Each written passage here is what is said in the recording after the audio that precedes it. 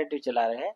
CBI का कहना है कि उसके खिलाफ में उनको प्रूफ्स नहीं मिले हैं और इस क्लोजर रिपोर्ट को लॉ में ऐसी कोई वैल्यू नहीं है।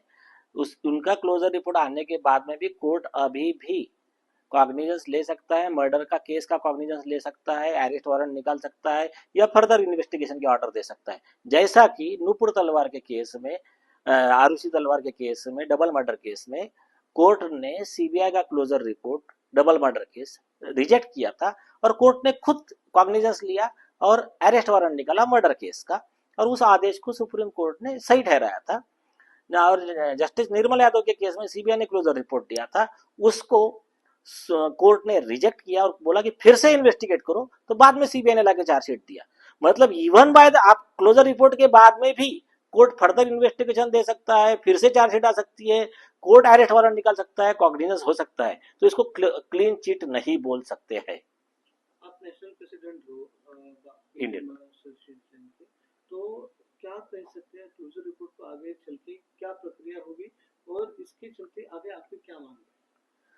मैं वही तो कह रहा हूँ, क्लोजर रिपोर्ट को लीगली आज कोई वैल्यू है नहीं। और अभी उसमें देखिए, क्लोजर रिपोर्ट जब आता है तो एक कॉपी देना पड़ता है उनके पिताजी को जो फिरियादी है सुशांत सिंह राजपूत की, उनका कहना क्या है वो सुना जाएगा, उसके ऊपर ऑर्डर होगा और वो प्रोटेस्ट पिटीशन भी फाइल कर सकते हैं। इनकी पिटीशन को कंप्लेंट ट्रीट करके उस पर भी कोर्ट ऑर्डर कर सकता है। तो प्रोसीजर ऐसी है। और हमारी जो इसमें डिमांड है, इसको कोर्ट मॉनिटर इन्वेस्टिगेशन ही बेहतर रहेगा, क्योंकि कई आरोपी का हमको डाउट है, उन्होंने सीबीआई के अधिकारी को हो सकता है इसमें मैनेज किया हो। पूरा रिपोर्ट मैंने अभी देखा नहीं है, वो रिपोर्ट मैं देखने के बाद उस पर ठीक से कमेंट कर पाऊंगा। क्या आपको लगता है कि इस क्लोजर रिपोर्ट के बाद जयसवाल का जो मुद्दा है उस पर असर पड़ेगा? क्योंकि सुशांत सिंह राजपूत केस और जयसवाल केस दोनों आत्महत्या मामले में एक से दूसरी कड़ी जुड़ी हुई थी, तो इसके आसपास इर्द-गिर्द घूम रही थी। तो आपको क्या लगता है कि इस केस की वजह से उस केस के ऊपर असर हो सकता है? अच्छा सवाल पूछा। देखिए,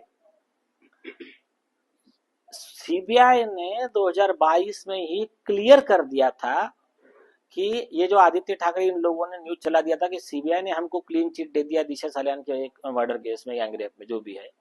तो सीबीआई ने प्रेस नोट निकाल के कहा कि दिशा सालियान के केस में हमने कोई इन्वेस्टिगेशन नहीं किया, वो इन्वेस्टिगेशन मुंबई पुलिस के पास में है, तो इसलिए हमारी तरफ से कोई क्लीन चिट देने का सवाल ही नहीं उठता है। तो इसका फायदा आरोपियों को कुछ नहीं होने वाला। मैंने अपने प्रेस नोट में सुप्रीम कोर्ट के 2 जजमेंट भेजे हैं, उसमें क्लियर कहा गया है कि अगर सपोज हम कंप्लेनेंट का कहना है कि ये 4 ऑफेंस कनेक्टेड है, उसमें से 3 ऑफेंस से रिलेटेड हमारे पास में अगर साउंड प्रूफ नहीं भी होता है, या तो फिर हमारा कहना कुछ ये भी पाया जाता है कि इनकंसिस्टेंसी और इलॉजिकल और बेसलेस, कुछ भी एग्जैजरेटेड, तब भी जो मेन केस है जिसकी प्रूफ है, जैसा कि फॉर एग्जांपल आदित्य ठाकरे के खिलाफ में ये केस में गैंगरेप के आई विटनेस, उनके mobile tower location, video, photo, जो भी मटेरियल अवेलेबल है हमारे पास, उसके बेस पे इनको सजा देनी चाहिए। आरोपी को कोई बेनिफिट दे नहीं सकते, ऐसा सुप्रीम कोर्ट ने कानून ठहरा दिया है। वो सुप्रीम कोर्ट ने क्लियर लिखा है, falsus in uno falsus in omnibus is not applicable in India. आखिरी सवाल, ऐसे मामलों में जब कोई पॉलिटिकल प्रेशर की वजह से मामले घुमाए जाते हैं, तो end of the day judgement क्या हो सकता है? End of the judgement depend करता है सबसे पहली चीज की कंप्लेंट और विक्टिम जो कितने फोर्सफुली उसको लड़ रहे हैं। देखिए, अभी आप सबको पता है, एक गरीब पिता जो बेचारा मसाला चटनी बेचता है, ये एक साइड में वो है, कॉमन मैन है, और एक साइड में ये पावरफुल गुंडा लोग है, आदित्य ठाकरे एंड गैंग। तो ये धन शक्ति, पावर वाली जो शक्ति है, विरुद्ध जनशक्ति का लड़ाई है। और सत्य परेशान थोड़ा हो सकता है, पराजित नहीं हो सकता है। भगवान की दया से सत्य की ही विजय होगी।